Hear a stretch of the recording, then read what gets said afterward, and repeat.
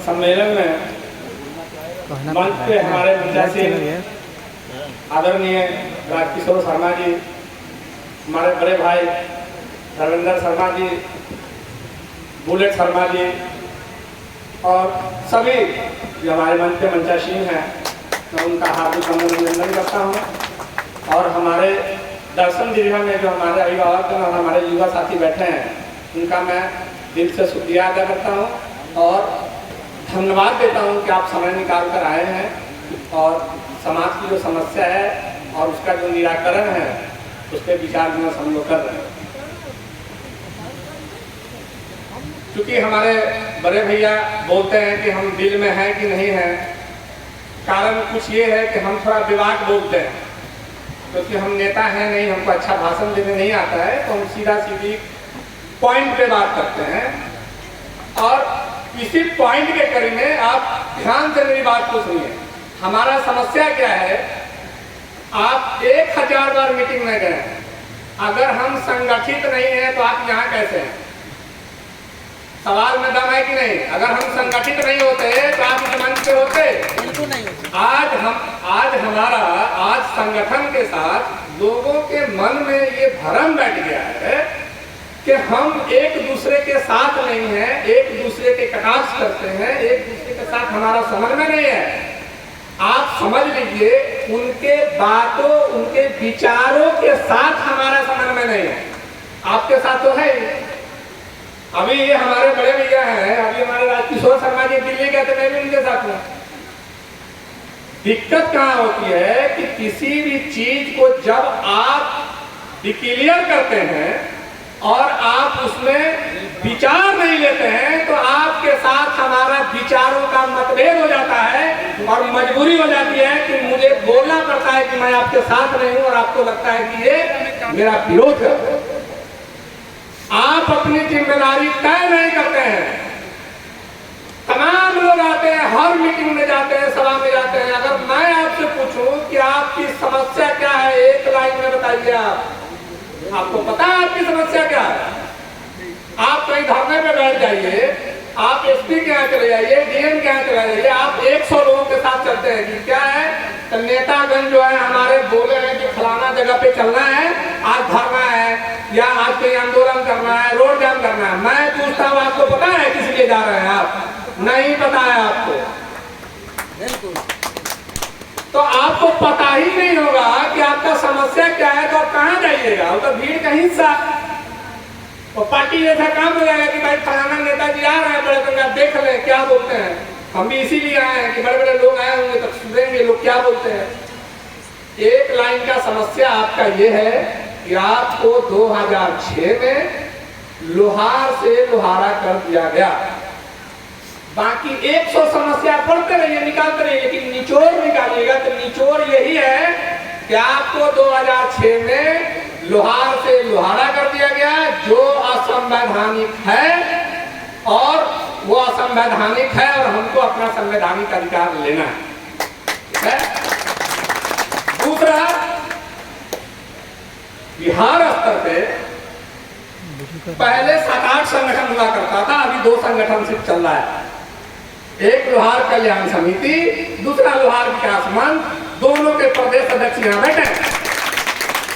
हमारा विरोध संस्था संगठन के नाम से होता है, आपसे विरोध नहीं है। क्यों? आपने जब कोई चीज तय किया, आप 30 लाख लोहार की जिम्मेदारी आप कैसे ले सकते हैं? आपने पूछा, दूसरे जिले के लोगों से पूछा, आप युवा से पूछा। आप युवा के, अगर युवा लड़का का भविष्य खराब हो रहा है, आपने कभी उससे पूछा कि तुम्हारे लिए हम ये करना चाहते हैं? क्यों नहीं पूछा आपने? इसलिए आपके साथ विरोध रखा। आप समन्वय बनाइए। बैठते हैं लोग, हम लोग नहीं जाते हैं, हर मीटिंग में जाते हैं, समन्वय बनाते हैं, बैठते हैं, लड़ते हैं, झगड़ते हैं, फिर भी जहां जरूरत पड़ती है आपका समर्थन करते हैं। आपने पटना में जाम करने का काम किया, वहां भी मैंने समर्थन किया और लोग गए। जितना लोकल भी कोई काम करो समर्थन करते हैं, लेकिन अभी ये हो गई है कि आप कैसे तय करिएगा? जब इतना बड़ा काम हो गया, आपको पता है लोहार से लोहारा हो गया, कब हो गया? 2006 में। कौन बोलता है 2006 में हो गया? 1995 में कर दिया गया दिया आपको नोटिफिकेशन निकाल के, और 11 साल उसको लगा था लोहार से लोहारा करने में। आप जिस चीज को जितना छोटा समझते हैं, छोटा मत समझिए, 11 साल लगा था। वो जनजाति मंत्रालय का नोटिफिकेशन जो 1995 में निकला था, उसी नोटिफिकेशन से आपको 2006 में गला काट दिया। 11 साल उसको लगा था। क्या कर रहे थे उस समय आप? चलिए उसको भी खत्म करते हैं। अब 2006 में कर दिया, 2006 से आज कितना हो गया? 16 तक ले लिए, 10 साल आया ना, 10 साल तक लगे रहे। आपकी क्या जिम्मेदारी थी? आप तमाम लोगों से पूछते हैं आपकी क्या जिम्मेदारी थी, आप क्या कर रहे थे? आप हमारे भरोसे थे, आप संस्था संगठन के भरोसे थे। अगर कहीं पे भीड़ दिखाना होगा तो संस्था के तो गिने चुने लोग होते हैं, 10 लोग पदाधिकारी, 10 लोगों से काम होता है। आप क्या करते हैं? आप अपनी जिम्मेदारी से भागते हैं और चलने की बात भी करते हैं। कितने लोग चलना देते हैं? हम लोग भी विरोध करते हैं, खुल के लिखते हैं धर्मेंद्र जी को पैसा मत देना, फलाना संगठन को पैसा मत देना, मत दो।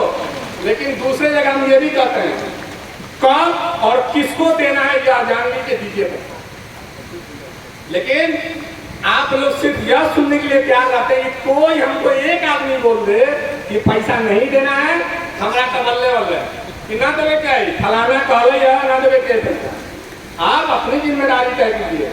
सिर्फ अगर आप 5 रुपया आप जाति के नाम पे सिर्फ 5 रुपया निकाल के और एक जगह जमा कर दीजिए तो 1800 रुपया साल का होता है। और आप 30 लाख की बात करते हैं। देखिए श्रम विभाग बोलते हैं, अगर किसी को अच्छा न लगे तो माफ करिएगा, आप 30 लाख की बात करते हैं। 30 लाख का 1% भी निकालिएगा तो कितना होता है? 30,000 होता है। हम तो कहते हैं कि पूरे बिहार से 3,000 आदमी निकाल लीजिए ना आप। क्या मुजफ्फरपुर जिला से 100 लोग नहीं निकल सकते हैं? आपको 3,000 लोग निकालना है। क्या 200 लोग पूरे मुजफ्फरपुर के पूरे प्रखंड से 200 लोग नहीं निकल सकते हैं? क्या जरूरत है हमको तमाम कुछ करने की? अगर 3,000 लोगों को भी अगर आप निकाल लीजिएगा पूरे बिहार के अंदर से और महीना में 100 रुपया भी देना शुरू करेंगे तो 36 लाख रुपया साल का जमा होगा। उससे ज्यादा करते हैं। आप रणनीति नहीं बनाते और हम लोग रणनीति में बात करते हैं, हमारी बात अच्छी नहीं लगती है। हमने भी एक मंच से कहा था कि 1 करोड़ रुपया खर्चा होगा अगर सुप्रीम कोर्ट में, तो पैसा हम लोग जमा करेंगे। आपने सीधा टारगेट कर दिया कि 1 करोड़ रुपया बोल रहे थे तो कहाँ है पैसा लाइए। आप काम करके दिखाइए, देंगे पैसा 1 करोड़ रुपया। 1 करोड़ रुपया को अगर हम 40 जिला 38 जिला में बांट देंगे तो 3 लाख रुपया हमारे मुजफ्फरपुर जिला से नहीं बचा जाएगा। मैं जिम्मेदारी लेता हूँ अपने जिला से, मैं आपको 3 लाख रुपया दूंगा। क्या करते हैं आप अपनी जिम्मेदारी भी तय करिए। आप छोटा छोटा एक बार कोई प्रोग्राम कर लेते हैं,